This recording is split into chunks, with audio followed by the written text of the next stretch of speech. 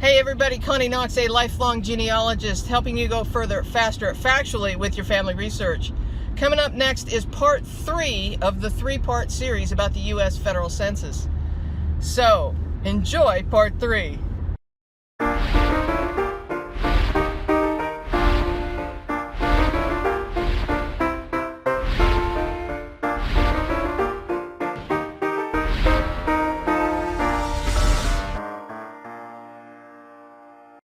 So, as we go back in time, there are tricks to learning how to do research prior to 1850.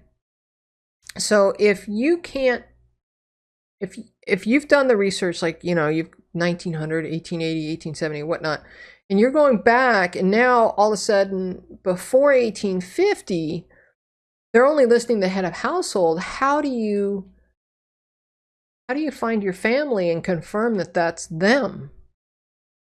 There's some tricks, and I'm going to show you how to do that. So in the early census records, 1790 to 1830, well, actually 1840, you can do this trick. But these early census records were taken on pretty much any piece of paper. There was really no forms. We talked about that before. The head of household was only listed, and there are no schedules to exist for Delaware, Georgia, Kentucky, New Jersey, Tennessee, and Virginia. Apparently these were destroyed during the British attack on Washington during the War of 1812. And yes, I actually lifted that entire little paragraph off of archives.com, archives.gov. And I just felt it was important to point out. So keep in mind that the very early census schedules were pretty much the eastern United States. So as time goes on, they start at, more and more states become part of the Union.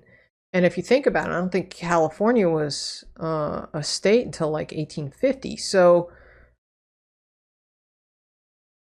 those schedules, those early, you wouldn't find in 1800 census schedule for California, for example. So that, I guess that's my point there. All right, so we're going to learn this trick about how to identify a family in an 1840 census. So what we're going to do is we're going to reverse engineer the ages of the family for which you're seeking. In this case, we're going to take Jameson Wesley Booth Sr.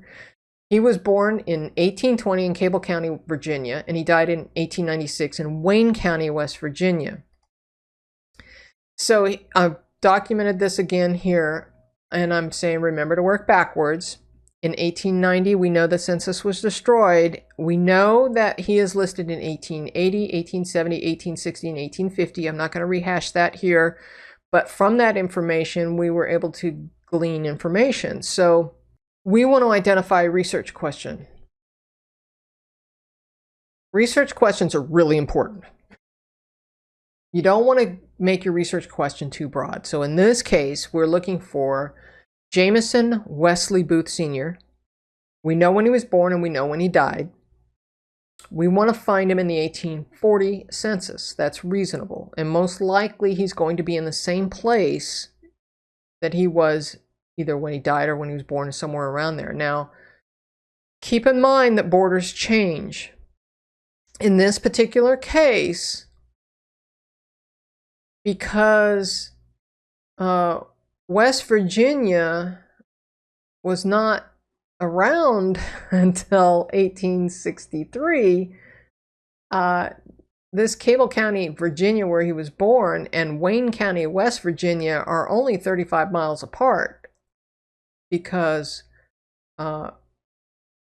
where he died was actually Virginia before he died. That makes sense. So in 1863, West Virginia becomes a state, and so he actually dies in West Virginia, very close to his birthplace. So this is how we reverse engineer how we're going to find Jameson Wesley Booth Sr. in the 1840 census. But what we're first going to do is we're going to lay out each of the census years that we've already done. We've got 1880, 1870, 1860, and 1850. Here we have Jameson Wesley Booth. He's the head of household, right? We've got his birth year and his death year listed here. And so in 1880, he's 60 years old. In 1870, he's 49. Now, this is why the month is important, because, and quite frankly, people were not that into exact how old they were and birth dates and all that. So the fact that he's listed as 49 does not surprise me. He could have actually been 59 in 1880. But usually we kind of factor a plus or minus 1 or 2 years. Here he's 39 in 1860. This totally makes sense. Here he's listed as 30 years old in 1850. So it'd be logical that he'd be about 20 years old in 1840. Okay. His wife is listed here, 58, 48, 38, 28. Totally makes sense. She'd probably be about 18 in 1840. Now they have 14 children. This family was busy. The first child died at the age of 2, and Thomas Jefferson Booth, their son, was born in 1840. So if we keep in mind, he was born in 1840. Now we're seeking the 1840 census. When we're looking at the 1840 census, we got to think about when the census taker came by, and was this child born yet? Okay. So if the child was not born yet, he's not going to be listed in the 1840 census, okay? Hester dies in 1840, so she may or may not be listed in the 1840 census. And her brother is born in 1840. He may or may not be listed in the 1840 census. But here's what we do. We lay out what we expect to find. So what I did was I took this spreadsheet. Let me bring it back up so you can see it. Took this spreadsheet and I copied it to a new tab, and then I laid in, this is just zoomed back a little bit farther, I laid in that same information, and then I said, okay, Jameson Wesley Booth in 1840 should be about 20 years old. So you put a tick mark here, because remember, they only label the head of household, but they are going to put the age range in these group buckets. So here we would put a 1. Cynthia, his wife, should be about 18 at the time. So under the female section, we put a 1 under of 15 and under 20, because she should be 18 or 19 years old at the time of the 1840 census. So I'm laying out my expectations of what I want to find. Hester, I have her labeled as she's dead by now, by 1840, but she might be alive at the time that the census taker comes around. So we would I'm putting a question mark there, under 5 years of age for females. So she may or may not be there. Okay. Now, the last one that we're going to find in the 1840 census is the boy that is born in 1840. And so he would be a question mark. If he's born yet, he would be listed here under the 5 years of age. So if we go take a look at the actual census record, we find Jameson right here. Now it's hard to see. Zoom in a little bit. That you see that he's actually, I probably zoomed in too far. Jameson Booth right there. Okay. And Jameson Booth is in the 5th column here. He is listed in the 20 to 30 bucket. Now that's exactly what we had in our spreadsheet, was that we were expecting him to be there. So this guy is of the right age. He also has a female under the age of 5 that matches the girl who later dies that year. And then we have his wife listed between 20 and 30 years old. Listen, let me find you again. My columns all lined up. Yep. Excuse me. 15 to 20 years old. She should be about 18 at the time of this census. So that matches. Now, if you'll notice, under Jameson, we don't have the boy. The boy is not born yet. So that's how you reverse engineer the expectations of the ages of the persons in the family, and then you go find those that fit. Now, is that absolute proof? It's up to interpretation. I think that's a match. But further information would be helpful, and how you do that is with family. You, if you're not familiar, also Elizabeth Shown Mills coined the term the fan club. It's also known as cluster genealogy, but you go and you look at the neighbors in the area, and you see, and actually what I do is I search 10 pages in each direction, and I document every family member that's in that with the same last name, basically. So if you look down here, you see other Booth families. Here's a Thomas Booth, Mrs. Elizabeth Booth living right next door. So the trick there is to identify other persons that you know to be in the family living nearby. Also helps secure your argument that that person is one and the same persons. I like to go and figure out the expectations first and then go find the record, because otherwise I find myself trying to do all that math in my head while I'm looking at the record, and am I getting excited about this record or not? And so if you do the work ahead of time on a spreadsheet like that, then you know exactly what column each person should fall into, okay?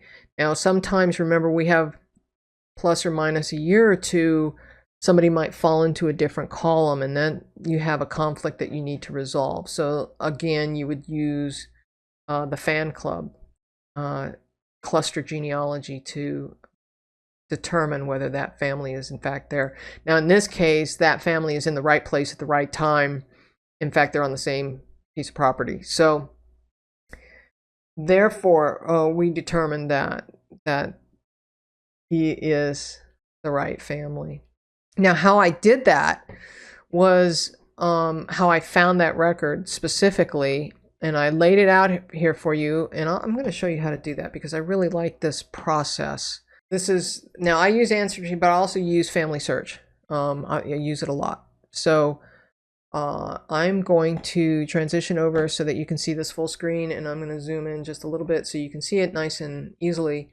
So here's how I do this. So at Ancestry.com, I'm a big believer in the card catalog.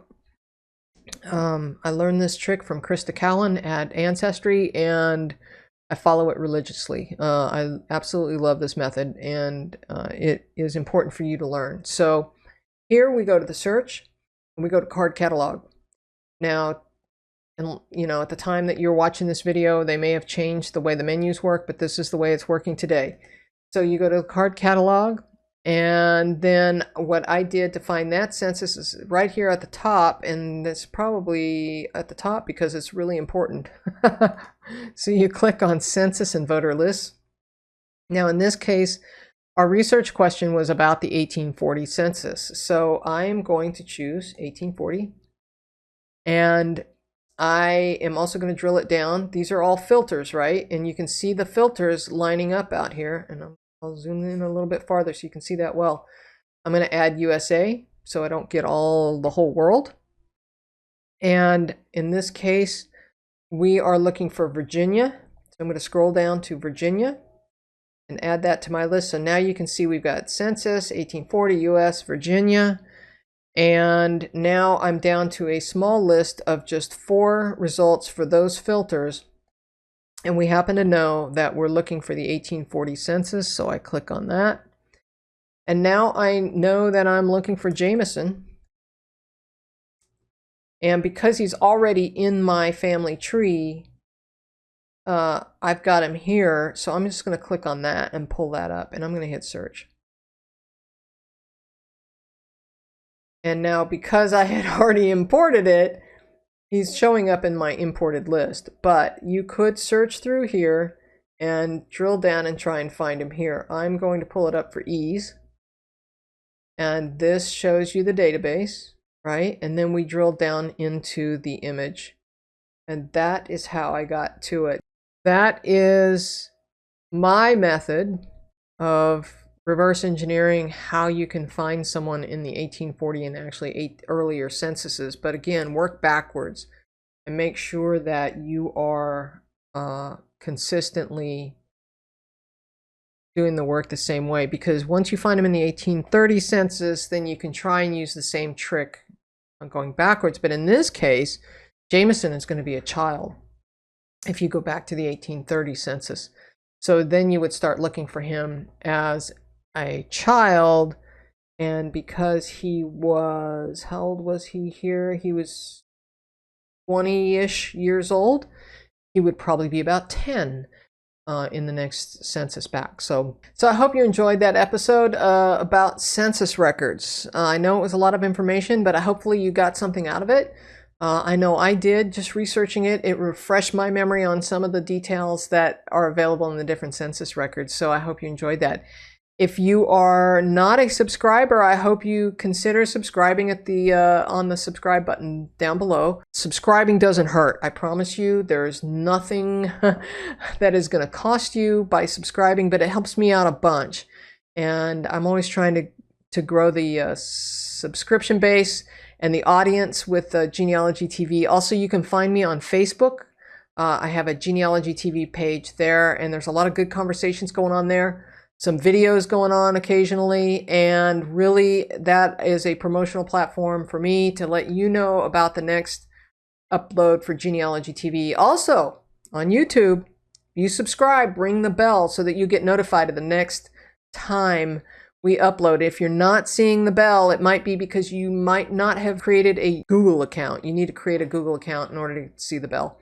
So that will allow you to get an email notification of when we upload, which is super helpful. I know a lot of people really enjoy that. So thanks for watching. We'll catch you next time on Genealogy TV. Hey everybody, I hope you enjoyed that 3-part series on census records for the U.S. Federal Census. Leave me some comments below. Let me know if you got anything out of it. What was the takeaway for you? And if you haven't seen it, I'm going to also put a card up here for you. Don't forget to check out the Tiny Tip Tuesday about the supplemental questions in the census records. I did not talk about that in this series, so make sure you check that out too. Thanks for watching Genealogy TV.